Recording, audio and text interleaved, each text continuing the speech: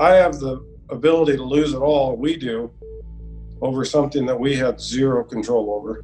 It's really frustrating to just see all the farmers' hard work just literally go down the drain and not be able to turn a profit. Several million pigs are going to have to be destroyed in the weeks to come here.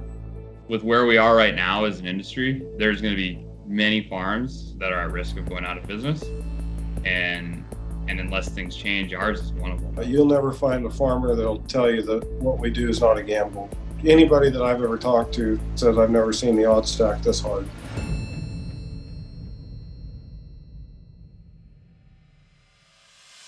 After weeks of concerns around food shortages in grocery stores, many of the nation's largest farms are being forced to destroy tens of millions of pounds of fresh food that they can no longer sell. On this episode of The Latest, we investigate the breakdowns in our food supply chain brought on by the coronavirus pandemic. We did some analysis early in the process here before we knew a lot. And at that time, we were already estimating something like a $20 billion impact on farm income in this country in 2020. A lot has happened since we did that report. Many of the things that have happened would probably make things even worse today. My name is Patrick Westhoff. I'm the director of the Food and Agricultural Policy Research Institute, FAPRI for short, at the University of Missouri. In what ways were we prepared for this pandemic from an agricultural and food supply chain perspective? And in what ways did it catch us by surprise? I think there are probably more surprises than things we were ready for. We're trying to go from a world where everybody's getting their food in lots of places, including in restaurants, to where you're getting almost all your food in grocery stores. That's a huge change in what people are buying. So that's why we saw this very upsetting situation where we had simultaneously grocery stores that were limiting purchase of milk, and then farmers who were dumping milk because they had no place to go with it. And then people say, well, why don't you just donate it? And it's like, well, yeah, you can only do so much. They forget about all of those aspects, like, machines are set up to make a specific product. In the restaurants, you've got little packages of butter all the way up to 50-pound bags. You can't just change those machines and these systems overnight. It's tens or hundreds of millions of dollars in infrastructure. I personally never realized how much of the frozen potato industry runs through restaurants and not through homes. Now that you bring it up, I eat French fries all the time when I go out, but I cannot remember for the life of me the last time I made any at home. There's more potatoes than what we can actually get into the people's hands. I mean, we're talking over 200,000 tons just here in the state of Washington in 2019 that doesn't have a home. Guys say, well, why don't you just bag them and give them away? Well, there's more money associated to that adds to the bleeding. My name's Jordan Reed, and I'm a potato farmer in Washington State. When the news came down from the processors that the pandemic had slowed their sales and the freezers were full and they didn't need my 2020 crop that I'd already planted, it was devastating. Within a week's period, we lost over 75% of what we thought we had sold. We're a direct delivery contract for a Ranger russet, and that potato will come out of our field and run through a processing plant and be either made into a French fry, hash brown, some sort of frozen product, and in the bag within 24 hours of us harvesting. We are co-owners of Split Creek Farm. We are a grade A goat dairy located in Anderson, South Carolina. The biggest part of our business is wholesale to restaurants, so we go direct. So when restaurants closed down, there went a huge source of our income, somewhere in the 70 to 80% range. There were probably 2 solid weeks where I went home and I cried every night. How can we manage? How can we do everything in our power to keep our farm?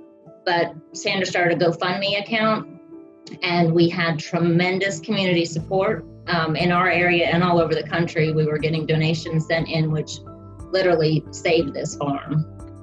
Is this like a family kind of business? Was your dad a potato farmer as well?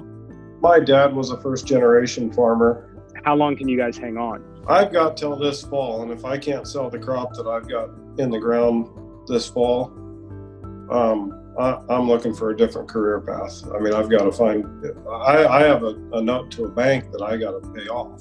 So you all are at risk of potentially losing your farm. Yeah, I'll lose my business if I can't sell this year's crop. There's some mornings you're like, you know what, why do I want to work 16 hours today? Because, I mean, this may be the last year that I do it. You know, why do I want to continue to put the blood, sweat, and tears? I've never had that feeling before in my life. Anytime people hear the term bailout, they either immediately get upset or it elicits some emotional response.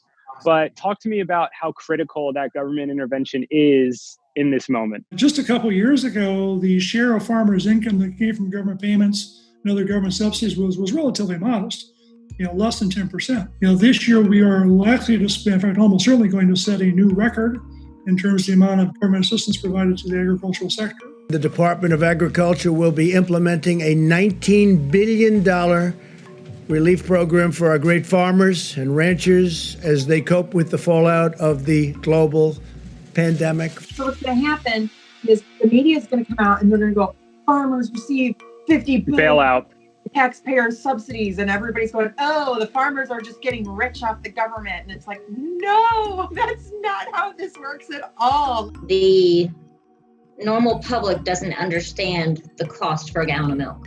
So the government already subsidizes to help meet that price that the customers expect to pay.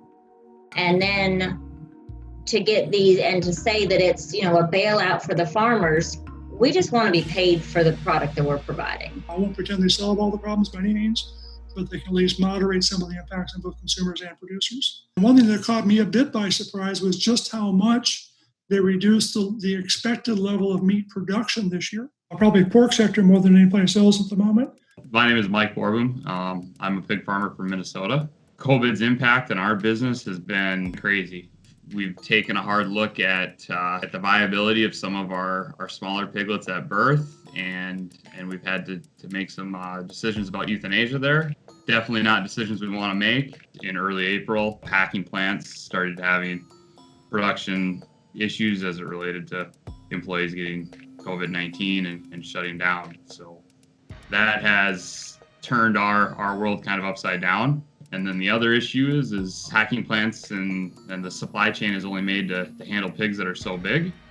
And as pigs continually get bigger and bigger, they basically outgrow the ability for the processing plants to process them. Typically in the U.S., we slaughter about 450 to 500,000 pigs per day. And that varies. Oh my gosh. Yeah, right. With all the slowdowns and shutdowns that have happened at the plant, that number has dropped to a low of about 275,000 last week. Could you afford to just, keep these over market weight pigs? Like, what kind of a cost would you incur? Each pig is eating 7 pounds of feed. It's probably costing somewhere in the neighborhood of 50 to 70 cents to feed each of those pigs every day. And the question is what's going to happen to them? And many companies have had to start to take the course of euthanizing market weight pigs simply because they've run out of space and they've run out of time. And so far, I'm fortunate that we haven't been pushed to the point, if you will, of having to euthanize any market weight animals. But without packing plants picking up speed, we will be faced with that decision here in the next few weeks. It's hard emotionally, for sure. Everybody. With COVID-19, everybody's going through a struggle. I've just had to stop, and the gravity of what's all going on is very hard. This is not going to end once the current situation with the health crisis moderates a little bit. We're still going to have the spillover effects from the recession that has started that will probably continue for some time here. You've gotten used to buying your own food at the grocery store, making things at home. Are you going to continue to do some of those things when you no longer have to? I think farmers are one of the most resilient professions that you can have.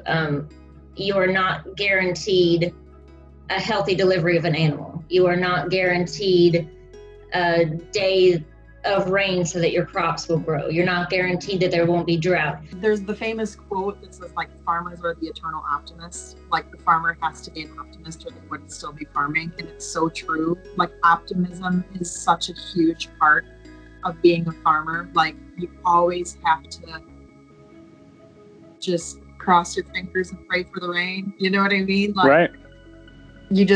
There's so many things that are out of the farmer's control. We go into every day with expectations of what it would like to happen, but knowing that it could totally go the wrong way.